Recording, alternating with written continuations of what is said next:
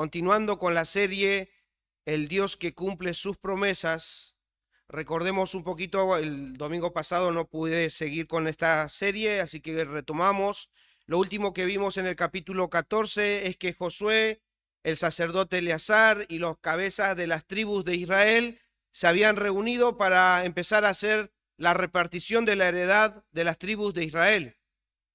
Y en eso relata el capítulo 14 que Caleb se acercó a Josué para pedir su porción, esa porción que Dios le había prometido cuando él había ido a estas tierras como uno de los 12 espías. Y veíamos en ese capítulo 14 y recordábamos incluso ese tiempo cuando el Señor por medio de Moisés le había prometido que le iba a dar por heredad el lugar donde él había pisado, que era Hebrón. ¿Sí? Así terminó el capítulo 14, lo estuvimos meditando. Caleb iba a recibir lo que Dios le había prometido, y esa promesa que tenía, que había durado más de 40 años recordándola, meditándola, guardándola en su ser, y ahora tenía la posibilidad de que esa promesa sea cumplida. Entonces ahí estaba el desenlace, que Josué le iba a dar esa tierra que Dios le había prometido, y era Hebrón. Por eso he titulado el sermón de hoy, El león de Dios recibe la promesa. Y cuando hablo de león, ustedes, la mayoría conoce, incluso los niños, cuando van aprendiendo cómo hace el león, ¡ah! Entonces saben de qué estoy hablando. Entonces, león es conocido como el rey de la selva por su poder, su tenacidad, y es un símbolo de victoria. Por esas particularidades que el león tiene, es que la tribu de Judá es identificado como un león. Y si ustedes googlean, simplemente ponen Judá, pueden encontrar su estandarte, pueden encontrar su bandera, y ustedes van a ver que lo que les identifica a ellos precisamente es el dibujo de un león, ¿sí? Y entonces, literalmente todo este capítulo 15 va a estar relacionado con esta tribu, con la tribu de Judá, ¿sí? Entonces, empecemos a leer estos primeros 3 versículos que tenemos ahí.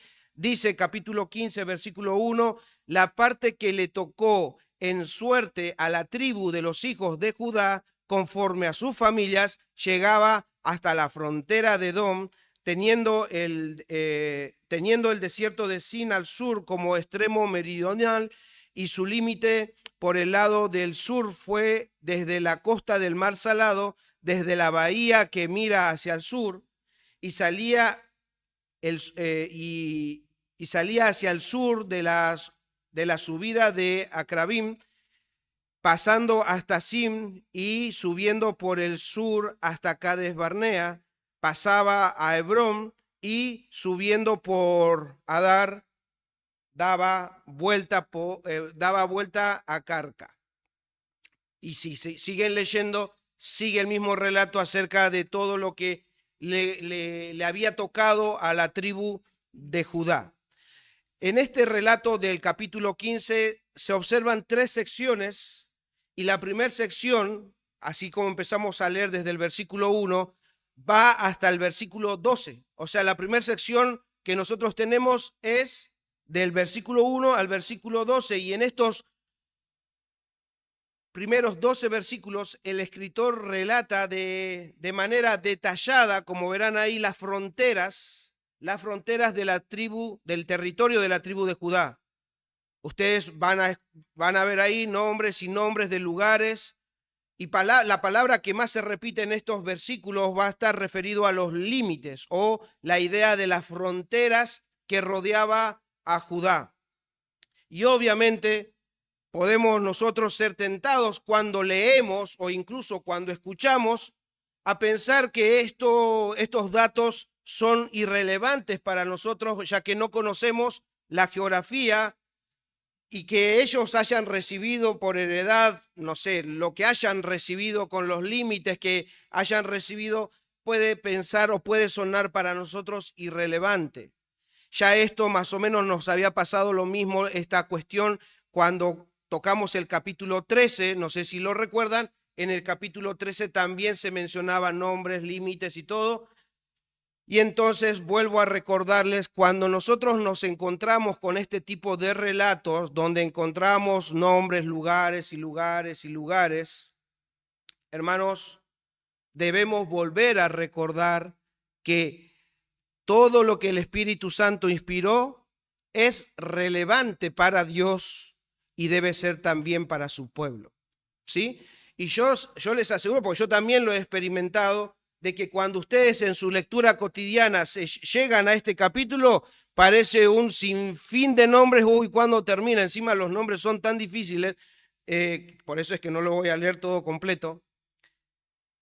Pero cuando están en sus casas, ustedes pueden leer y leer y leer. Si solamente se detienen en los nombres, en los nombres, en los nombres, posiblemente se estén perdiendo de lo que el Señor también quiere enseñarnos. Entonces, cuando ustedes se encuentran con este tipo de textos, les pido por favor que recuerden, Dios la inspiró y por alguna razón Él la dejó en la Biblia, ¿sí? Y la preservó hasta nuestros días. Hermanos, si estas palabras, esto que nosotros tenemos en el capítulo 15, no fuera útil, si no fuera útil para enseñarnos, para reprendernos, para corregirnos, para instruirnos en justicia, el Señor no lo hubiese dejado en la Biblia. ¿Sí? Si fuera innecesaria, si fuera irrelevante para su audiencia, para sus lectores, el Señor no lo hubiese dejado. Dicho esto, entonces, voy a llevarlos a considerar dos cosas en estos 12 versículos.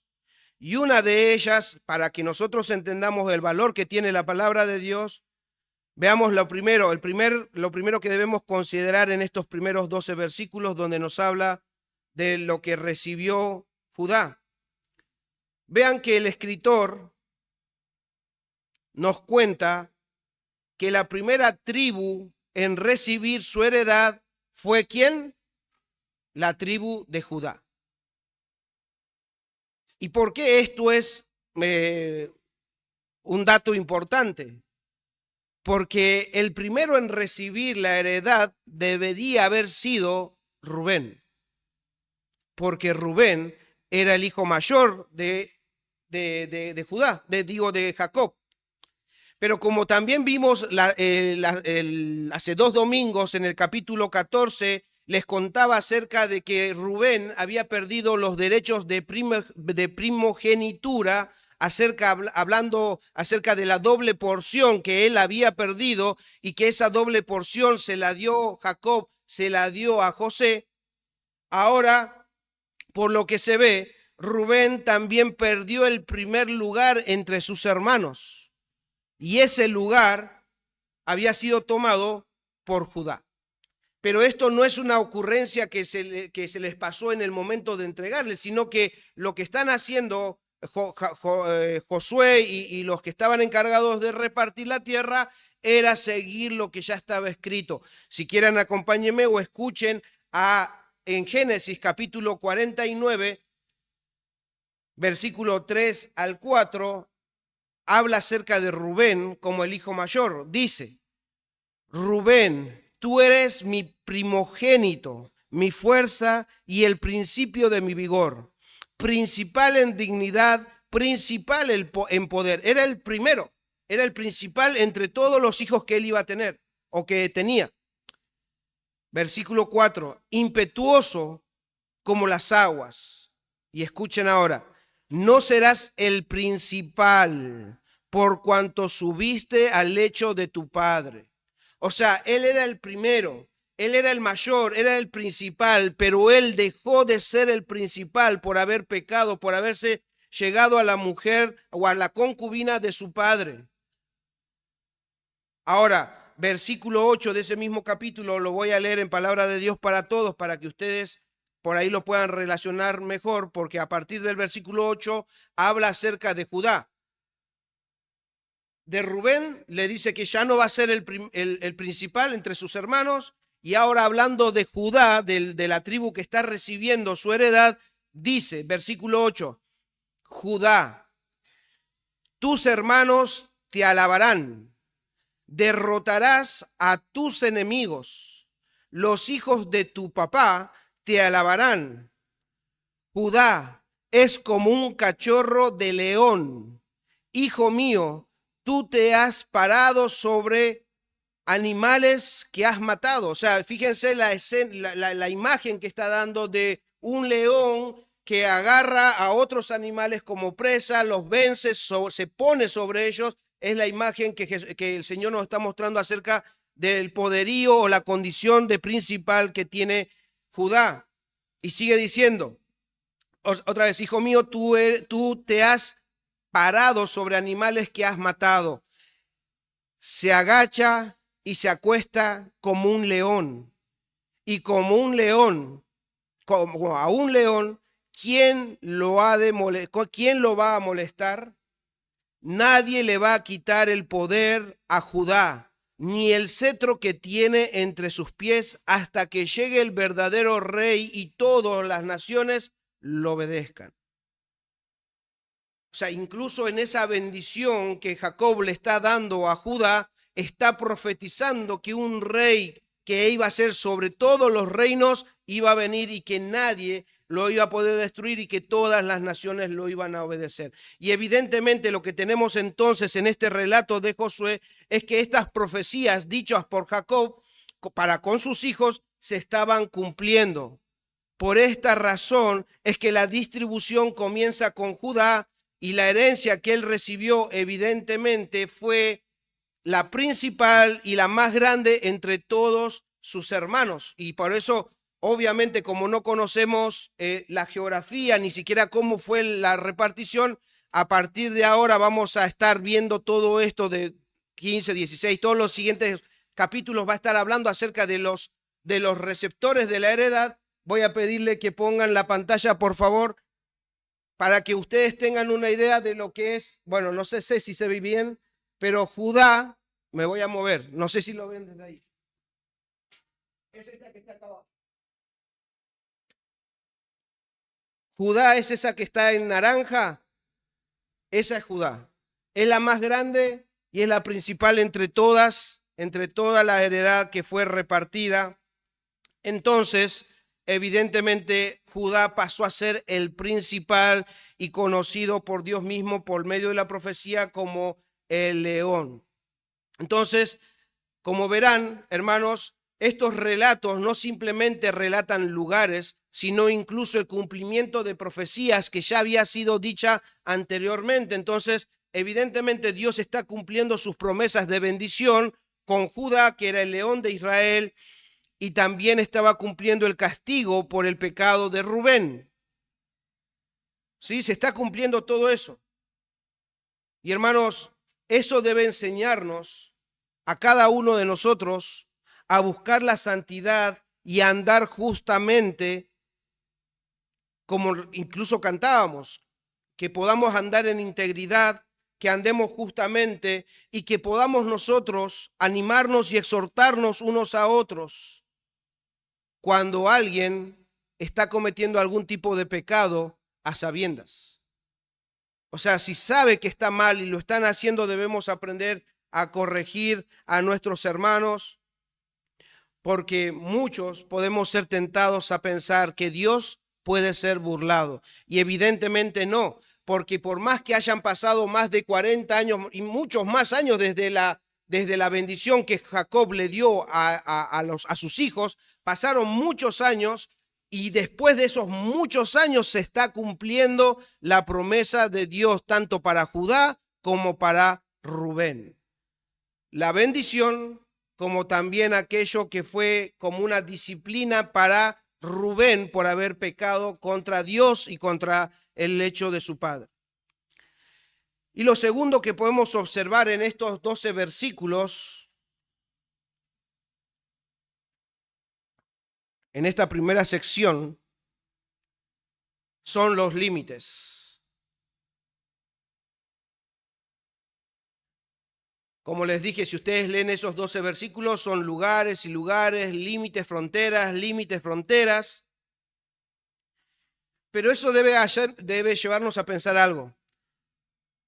Este relato nos hace ver cuánto le importaba la palabra de Dios a Josué, al sacerdote y a los ancianos de Israel. Hermanos, la heredad fue primeramente repartida por suertes. ¿Por qué fue repartida en suertes? ¿Por qué? Porque Dios había establecido que sea de esa manera. Eso lo vimos en Números capítulo 34 del 1 al 15. En Números capítulo 34 del 1 al 15 ustedes van a ver que Dios también ya había establecido los límites en las cuales debían ser divididas la heredad de estas tribus. O sea, ¿qué quiero decir con esto? Que lo que está pasando al recibir este dato de los límites, los lugares geográficos que está marcándonos el relato, nos hace ver que Josué y los que estaban involucrados en la repartición estaban siguiendo las instrucciones, respetando cada detalle, y eso es realmente sorprendente y exhortante, hermanos. ¿Y por qué es sorprendente y exhortante? Porque lo que para nosotros parece ser algo irrelevante, para ellos era de vital importancia. Ellos le estaban tomando en cuenta cada instrucción de Dios. Porque ustedes recuerden, cuando el Señor los envía a la tierra prometida, Él no les dijo, bueno, vayan, tomen el lugar y vean, acomódense como puedan. No, las promesas de Dios eran específicas. Él prometió un lugar con límites y ahora Él está cumpliendo sus promesas con los límites que Él mismo había establecido. Y ellos lo están respetando. Ellos están tomando en cuenta la palabra de Dios. Por eso es que muchas veces cuando leemos y solamente nos quedamos en, oh, límites y límites y límites, ay no, ¿esto de qué nos sirve? Nos enseña a ver cuánto le importaba a Josué y a las personas involucradas la instrucción de Dios. Y posiblemente en la mente de Josué, un hombre ya viejo, estaba a la disposición de asegurarse que todo sea hecho conforme a la voluntad de Dios. ¿Por qué? O sea, él ya estaba viejo, acuérdense, no voy a decir la edad porque no lo marca, pero ya era viejo y eso lo hemos leído. Y en toda su experiencia de vida, él tenía muchos recuerdos. Y por eso él estaba interesado de que se cumpla tal cual Dios lo había establecido. ¿Y qué tipo de recuerdos tenía? Él tenía recuerdos de desobediencias pasadas y de haber visto las consecuencias de ellas.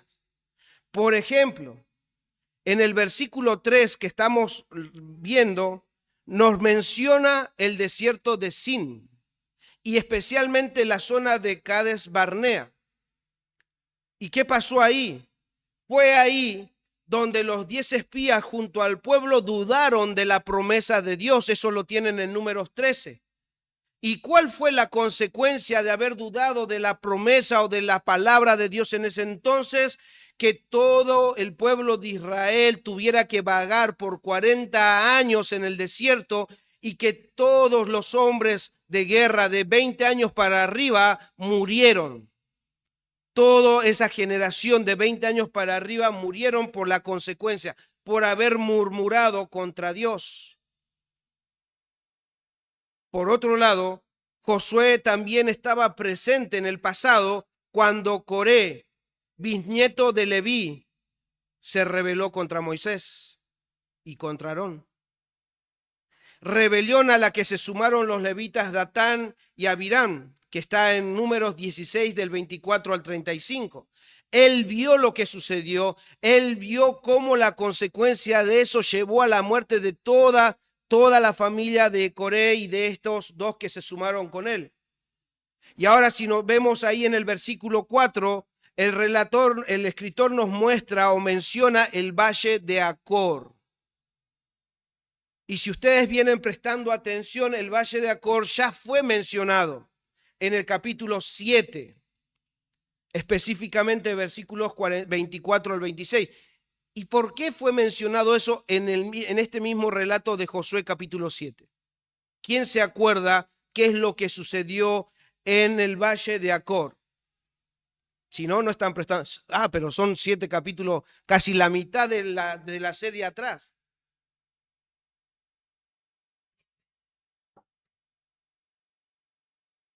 ¿De quién? Algo sucedió ahí. Y precisamente es lo que la hermana nos dice. Fue ahí donde el pueblo de Israel junto a Josué tuvieron que apedrear a Acán y a su familia por haber tomado del anatema. Todos esos recuerdos estaban en la mente de Josué. Y entonces a él le importaba la obediencia.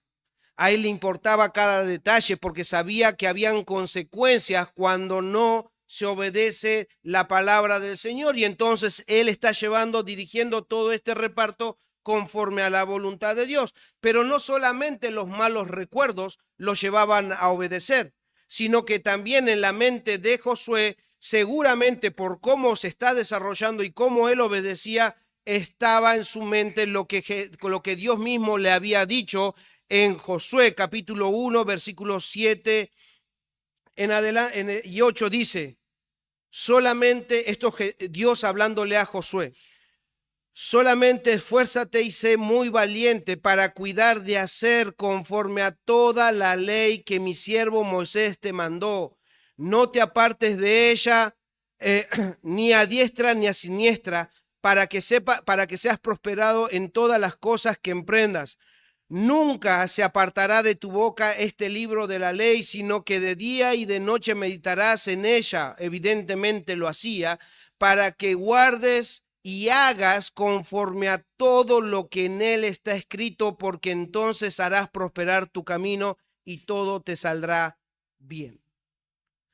Recuerdos del pasado, pero también cómo Dios le había hablado acerca de la fidelidad que él requiere acerca de la obra que le estaba encomendando a Josué. Conclusión, si a Dios le importa su palabra, evidentemente a Josué también le importaba, y en definitiva Josué ahora entiende que es mejor no inventar. Lo mejor es seguir la voluntad que Dios ha dejado escrita en su palabra, y lo que nosotros vemos en este relato que parece tedioso de estar viendo límites y límites y límites, es poder decir, wow, realmente Josué, el sacerdote, y esos hombres que estaban representando a las tribus de Israel, les interesaba la palabra de Dios. Les importaba, para ellos, aunque para nosotros parezca irrelevante, para ellos era relevante. Para ellos era importante, porque desviarse a la derecha o a la izquierda precisamente acarreaba diferentes consecuencias, y las consecuencias eran malas.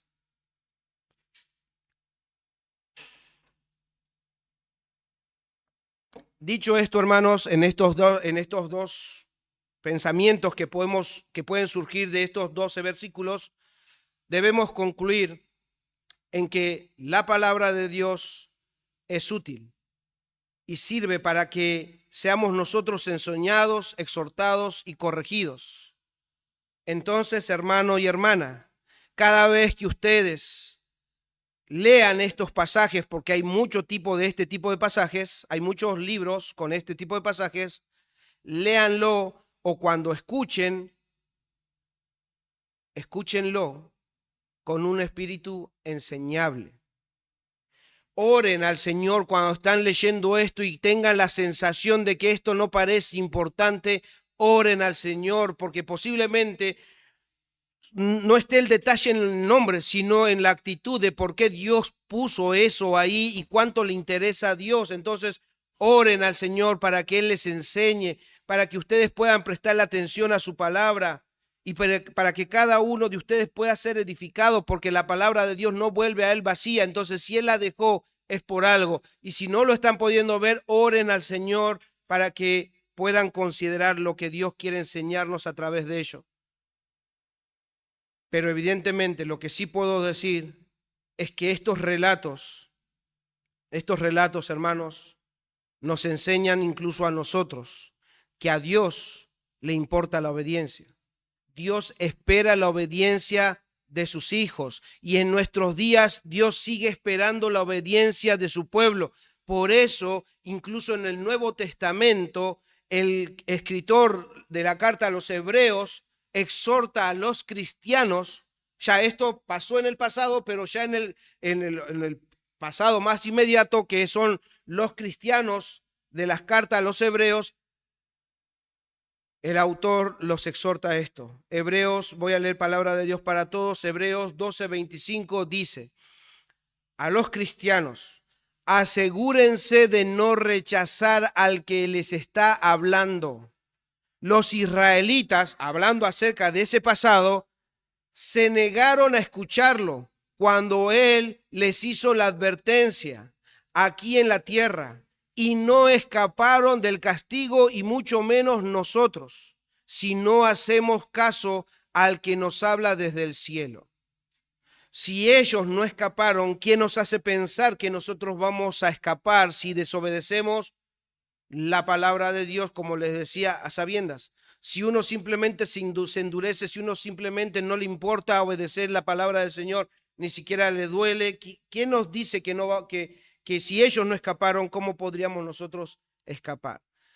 Según el autor de Hebreos, a los hebreos, no seguir su instrucción, no seguir la instrucción de Dios, no hacer su voluntad, no es otra cosa que desechar o despreciar a Dios mismo, porque es Dios quien nos habla por medio de su palabra. Según el autor, no según yo, ustedes después escudriñenlo, pero según él, despreciar o desechar la palabra predicada o enseñada es despreciar a Dios mismo. Y es por eso que debemos orar, que el Espíritu Santo nos ayude, hermanos, a atender a su palabra y ser enseñables y poder escuchar con sensibilidad su voz, esa voz que nos guía a su palabra y que nos ayude a vivir en integridad, porque así como en este relato que nosotros tenemos hay límites y límites y límites y límites, ¿saben qué? Para los cristianos también están establecidos los límites. Y esos límites ya no son geográficos, esos límites para la vida de un cristiano son espirituales y están establecidos en la palabra de Dios. Cómo un cristiano debe vivir, cuáles son sus límites, están escritos en la palabra de Dios. Y cuando nosotros nos atrevemos a cruzar esos límites, la desobediencia siempre va a traer malas consecuencias. Así como en su tiempo trajo aflicción al pueblo, así también puede traer aflicción en el presente en su iglesia. Entonces, debemos aprender, hermanos, a depender de Dios, a orar a Dios, pero estar atentos también a su palabra para obedecerla. La segunda sección va de los versículos 13 al 19, donde el escritor nos relata acerca de la porción que le tocó a Caleb. Leamos versículos 13 y 14, dice: mas a Caleb, hijo de Jefone, dio su parte entre los hijos de Judá, conforme al mandamiento de Jehová a Josué, la ciudad de Kiriat Arba, padre de Anac, que es Hebrón. Y Caleb echó de allí a los 3 hijos de Anac, a Sesai, a Aimán y a Talmai, los hijos de Anac. Judá había recibido su porción, lo hemos leído, por suertes, pero la porción que le tocó a Caleb fue por mandato divino. O sea, toda la posesión de Judá fue echada a las suertes, pero Caleb recibió esto por mandato divino. Entonces, prácticamente lo que está pasando acá es una repetición de lo que se dijo antes en el capítulo 13, porque ahí dice que Josué le iba a entregar Hebrón y evidentemente lo hizo porque esa era la heredad que Dios le había prometido a Caleb. Y entonces ahora nos relata que Caleb junto a su gente tomó Hebrón, derrotó a esos 3 gigantes, hijos de Anac, y a todo su ejército. O sea, se cumplió la promesa de Dios. Como él mismo decía, ¿quién sabe si Dios nos acompaña y nos dé ese territorio? Evidentemente se los dio. Fueron y derrotaron a esos 3 gigantes. Y luego dice el versículo 15-16, y de aquí subió contra los que moraban no sé por qué me sale Debir, no sé, pero no tiene acento, pero si me escuchan decir es porque, no sé, mi mente dice Debir, y el nombre de Debir era antes Kiriat Sefer. Y dijo Caleb, al que atacare a Kiriat Sefer y la tomare, yo le daré a mi hija Axa por mujer. Y la tomó Otoniel, hijo de Cenaz, hermano de Caleb, y él le dio a su hija Axa por mujer. Hermanos, raramente el escritor no nos dice cuál fue la causa de que Caleb haya hecho este ofrecimiento. Lo que sí, si quieren ustedes, podemos recordar que Caleb, cuando habló con Josué, él le había dicho, yo todavía tengo fuerzas como cuando fui espía, yo todavía tengo fuerzas como para ir y tomar el territorio que Dios me había prometido. Es más, él dice, Dios puede acompañarme en todo esto. Y uno entonces se pone a pensar, si él tenía fuerzas, si Dios lo acompañaba, ¿qué pasó que él tenga que hacer este ofrecimiento? Y entonces surgen pensamientos, muchos pensamientos, pero yo solamente traigo dos. Caleb habrá estado cansado ya que venía de luchar contra esos 3 gigantes y sus soldados, y por ende necesitaba ayuda para tomar Debir. Otra pregunta, Caleb, que estaba avanzado ya en años, estaba buscando tomar o que alguien tomara su lugar como representante de la tribu de Judá. Imaginaciones que pueden surgir porque no nos dice el texto qué pasó, pero sí hay algo que nos marca. Hermanos, en este relato de la segunda sección aparece un nombre de manera breve, así como un destello, de manera breve. Y cuando apareció, mientras meditaba, me hacía pensar en la ocasión que en Hechos, cuando se menciona así de manera breve a un hombre llamado Saulo, cuando lo estaban apedreando a Esteban, dice que sus mantos la tenía un joven llamado Saulo. Nos dice eso y nada más. Después, más adelante, aparece nuevamente ese Saulo como un instrumento de Dios, cuando ese Saulo se había convertido en un perseguidor, pero en ese momento nos dice un hombre llamado Saulo. En este caso, nos relata de un nombre así de manera breve. Y ese nombre, en esta ocasión, es Otoniel. Y Otoniel tiene significado ese nombre. Puede conocerse de dos formas. Uno con poder, o este que me gusta más, el león del Señor. Dado que Judá es conocido como el león, evidentemente Otoniel significaba el león del Señor. Y lo que vemos ahí es que Otoniel responde al ofrecimiento de Caleb, pero obviamente debemos decir que no fue porque él era un oportunista o un codicioso de tierras, o porque uno era un hombre tan feo, pero tan feo que la única manera de tener una esposa era aceptando ese ofrecimiento. La única oportunidad de que me pueda casar es esta, así que voy a tener que hacerlo. No, no es esa la circunstancia. Obviamente tenemos pocas referencias acerca de él. Podríamos decir que él posiblemente haya sido influenciado por la confianza que tenía Caleb hacia Dios y por su servicio fiel, porque él creció viendo en su tribu a Caleb, que era un hombre que confiaba y andaba fielmente delante de Dios. Y eso nos sucede incluso hasta nuestros días, hermanos. Estos niños que están creciendo entre nosotros, que nos ven cómo nos comportamos, cómo enseñamos, cómo andamos, van a ser influenciados de una u otra manera en su futuro. Ellos van a ver a cómo andamos nosotros y van a recordar. Y si nosotros tenemos una confianza fiel y servimos al Señor fielmente, ellos incluso pueden ser amonestados cuando no lo estén haciendo. Entonces la influencia posiblemente de Caleb haya sido aquellas cosas que formó también los pensamientos de Otoniel.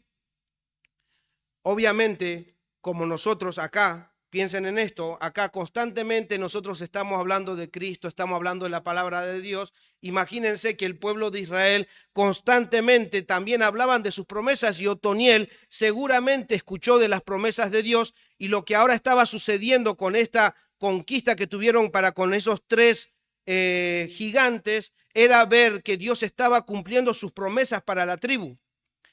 Y ahora con esta propuesta de que si alguien se ponía enfrente para atacar y conquistar Debir, él tenía la oportunidad de ser usado por Dios y a la vez recibir ese regalo que Dios estaba disponiendo por medio de Caleb, que era tomar por esposa a Acsa. Por eso vuelvo a leer versículo 16, el ofrecimiento dice, y dijo Caleb, al que atacare Kiriat Sefer y la tomare. Él está haciendo un llamado. Él está haciendo un ofrecimiento.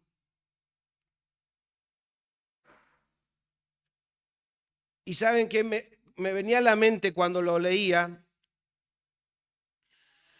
dos escenas de la Biblia. Primero, cuando David en un momento de su historia dice, ¿quién me diera de beber del agua del pozo de Belén que está junto a la puerta? Eso está en el segundo libro de Samuel 23, 15 en adelante. ¿Quién me diera de beber? Hizo unas palabras hacia el aire y el relato nos muestra de tres hombres que habiendo escuchado eso se dispusieron a ir al terreno del enemigo y tomar agua. Y se la trajeron.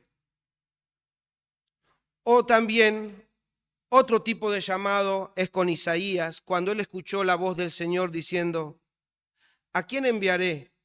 ¿Y quién irá por nosotros? Entonces respondí, dice Isaías, heme aquí, envíame a mí. Isaías 6:8. Algo similar es lo que está sucediendo con Caleb y Otoniel, porque en este caso él dice, al que atacare a Kiriat Sefer y la tomare, o la conquiste, y es Otoniel, el león del Señor, quien da ese paso. Es como él dijera, heme aquí, envíame a mí. Yo voy a ir y voy a tomar ese lugar.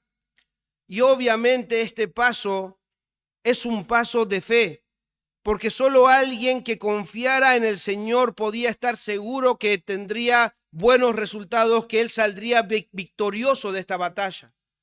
La actitud, hermanos, la actitud y la respuesta de Otoniel me llevaba a una reflexión profunda, porque él se está disponiendo a ir hasta este lugar ante el llamado o ante el ofrecimiento de Caleb. Y eso me hacía pensar y me hacía meditar en cuanto a mi actitud o cómo es que yo respondo cuando el Señor me da oportunidades para servirle, para seguirle. Y las preguntas que yo les voy a hacer son preguntas que me hacía mientras meditaba en esto y mientras meditaba en la actitud de Otoniel. Hermanos, ¿qué tanto confías en Dios como para poder responder a su llamado? Recuerden que estas preguntas me las he hecho yo y las tenemos que responder juntos.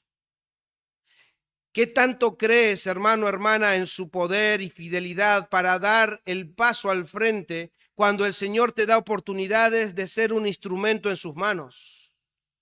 ¿Cuánto confías en Él? ¿Qué tanto dependés de Él en oración y dependés de su palabra para luchar contra los tres gigantes de nuestros días, que son la carne, el mundo y Satanás? ¿Cuánto dependés del Señor?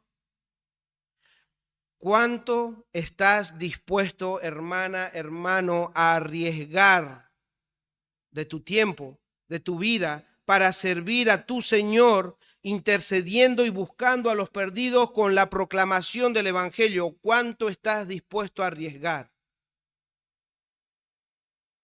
¿A quién enviaré? ¿Podrá el Señor encontrar corazones dispuestos como Otoniel? Corazones dispuestos que digan, yo quiero servir al Señor. Heme aquí, yo voy a arriesgar de mi vida para servir al Señor. ¿Podrá el Señor encontrar en esta mañana a algunos, ya sean hombres o mujeres, que digan, heme aquí? ¿O es que pasará como en el relato de Ezequiel, versículo 30 del capítulo 22, como dice esto? El Señor diciendo esto: y busqué entre ellos hombre que hiciese vallado y que se pusiese en la brecha delante de mí a favor de la tierra para que yo no la destruyese. Él buscó, dice, busqué a un hombre, busqué a alguien que se ponga a la brecha, que se ponga ahí para interceder, para hacer algo. ¿Y saben cómo determina? Y no lo hallé. No lo hallé. Que el Señor nos ayude, hermanos, porque todos nosotros tenemos oportunidades todos los días para servir y para arriesgar de nosotros para servir a nuestro Dios. Pero si la actitud de Otoniel no nos exhorta y parece que simplemente es una historia, no nos mueve a decir, wow, qué actitud que tuvo. Caleb le está ofreciendo ser parte del cumplimiento de la promesa de Dios y él dice, yo iré, yo voy a ir. Él da el paso enfrente. Que el Señor nos ayude a meditar en eso, hermanos.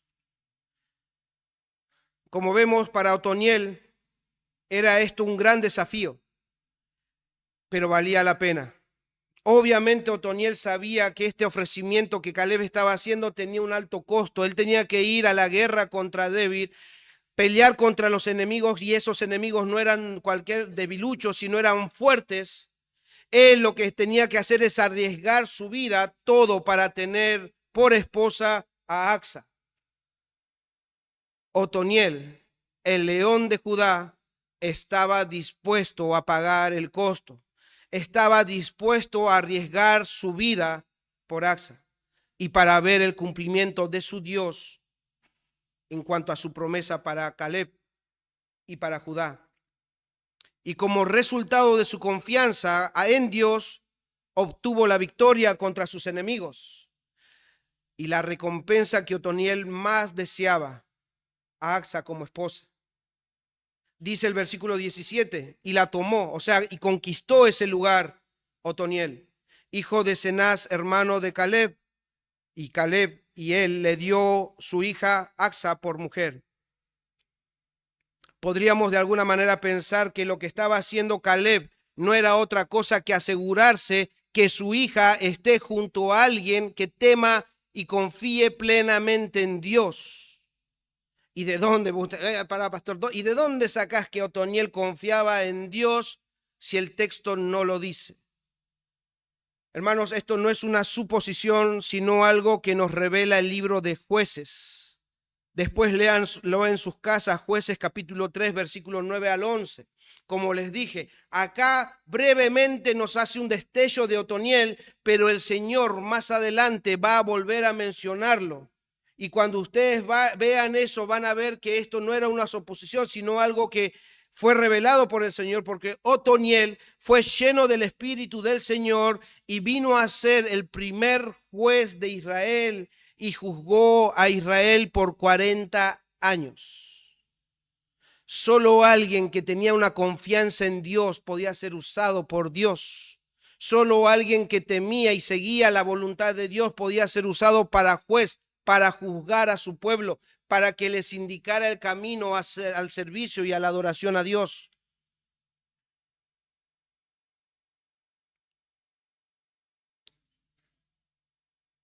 Entonces, vemos que Otoniel toma por esposa a Acsa y junto a ella tierras en las cuales habitar. Y sin duda, como dice la Escritura, evidentemente Otoniel halló el bien. El que haya esposa, halla el bien. Evidentemente, este hombre halló el bien y recibió el favor de Dios, porque no solamente recibió a su esposa, sino también lugares donde habitar y cultivar. Versículo 18 dice, y aconteció que cuando la cuando la llevaba, él la persuadió que pidiese a su padre tierras para labrar. Ella entonces se bajó del asno y Caleb le dijo: ¿qué tienes? Y ella respondió: concédeme un don, puesto que me has dado tierra, tierra del Negev, dame también fuentes de aguas. Y él entonces le dio las fuentes de arriba y las de abajo. Hermanos, este relato nos muestra, aparte de la actitud de Otoniel, nos muestra la actitud de Acsa.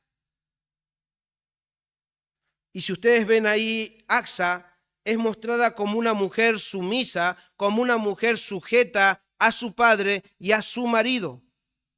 No nos muestra a una mujer sometida, no nos muestra a una mujer decepcionada por la decisión de su padre.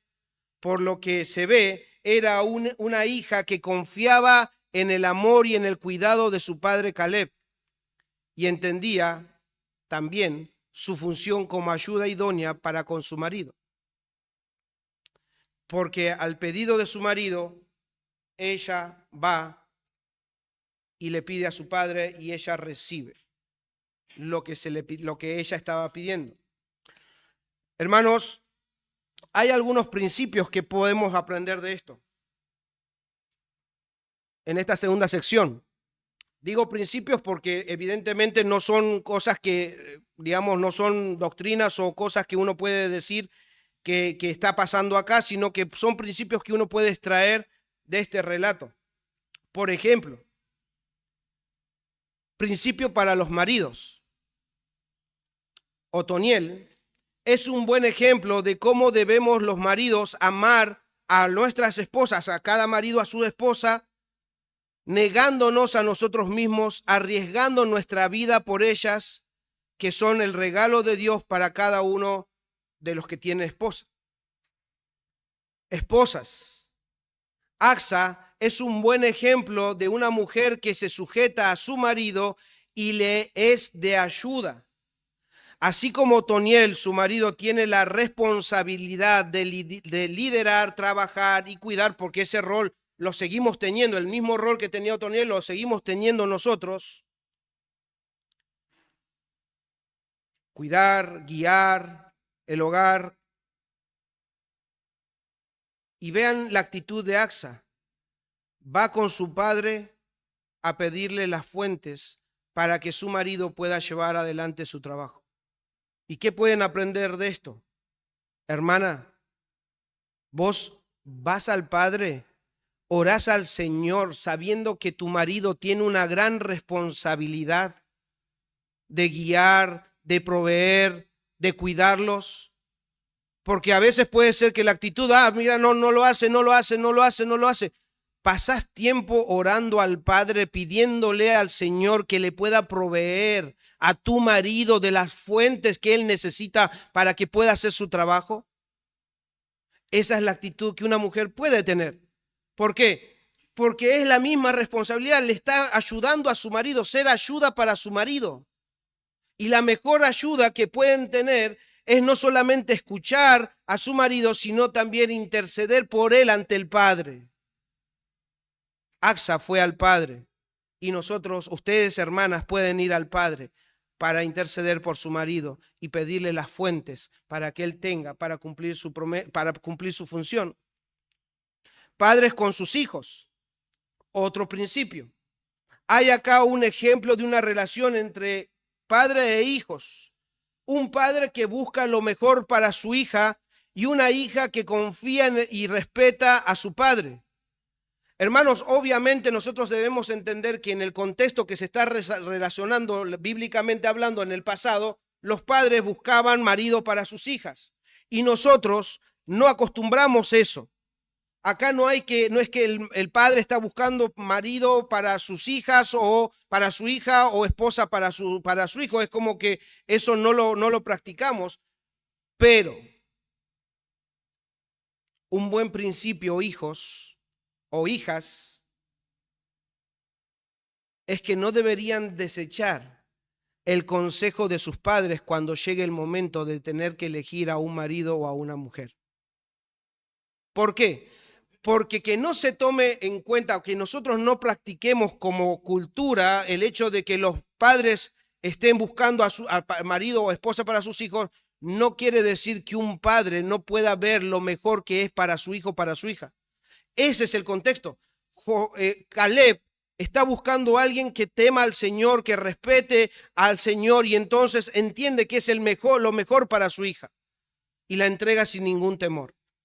De la misma forma, ustedes, hijos, cuando llegue el momento pueden consultar con sus padres, porque pareciera que hoy no, al final soy yo quien me caso, así que la opinión de mi papá, la opinión de mi mamá no importa. Debería importarles, porque sus padres siempre van a saber o van a aconsejarles algo que les va a ser mejor para ustedes. Otro principio, mujeres, jóvenes, solteras, ¿me escuchan?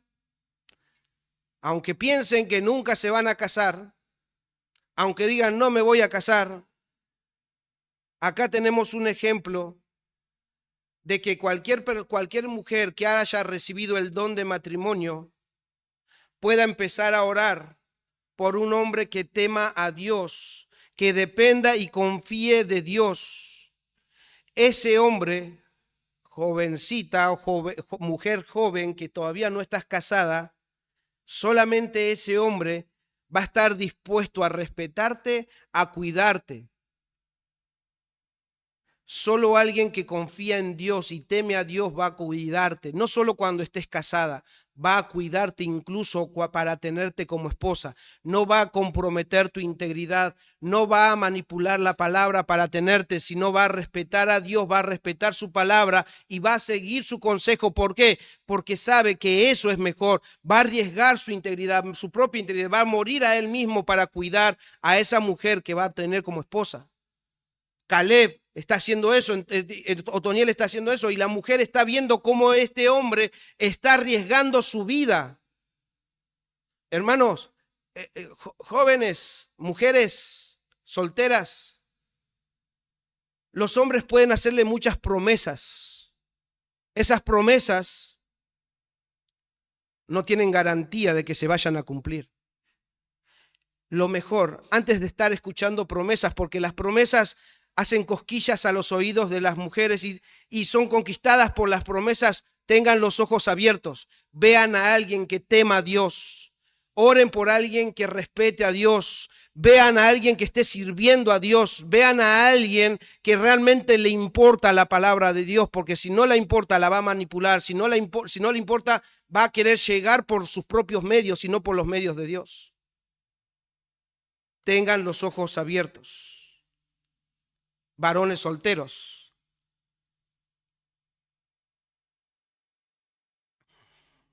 Acá tenemos otro principio para ustedes también.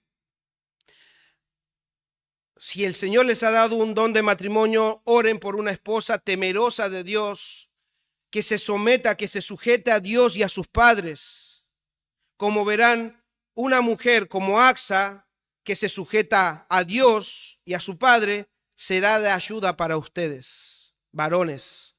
No busquen solamente por el físico, no busquen solamente por la apariencia, busquen a una persona, a una mujer que está sujeta a Dios y que esté sujeta a sus padres.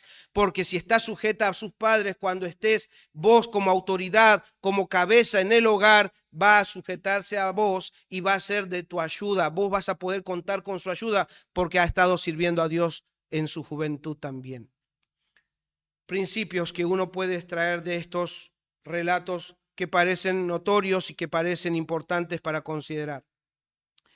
Luego la tercera sección va desde el versículo 20 al 63, así que prepárense que tenemos hasta las 2 de la tarde porque son 63 versículos. No los voy a desarrollar, porque eso mismo, esto que ustedes cuando vayan a sus casas, léanlo y pueden aplicar el mismo principio de la sección 1. A Dios le interesa, por eso dejó escrito. A nosotros debe interesarnos, ¿por qué? Porque todos esos detalles que están del 20 al 63 son aquellas cosas que nosotros debemos considerar también como importantes. Pero hermanos, eso ya les dejo tarea en sus casas porque son relatos, y ya les dije que no lo tomen como algo irrelevante, sino como algo importante. Apliquen el mismo principio del primero al último. Pero para finalizar, quisiera que nos quedemos con la historia de Otoniel, el león del Señor. ¿Saben por qué? Porque de alguna manera puedo conectarlo con Cristo, porque Él nos está guiando hacia el otro león. Nosotros vemos en el relato que Otoniel arriesgó su vida por una esposa y venció. Años más adelante de la historia, nosotros podemos ver a Jesús no solo como alguien que arriesga su vida, sino como alguien que entregó su vida. Hermanos, Jesús murió por una esposa, murió por su esposa que es la iglesia. Y muriendo, que para muchos la muerte puede ser una derrota, Jesús muriendo venció la muerte y venció al pecado y pisó la cabeza de Satanás, la derrotó.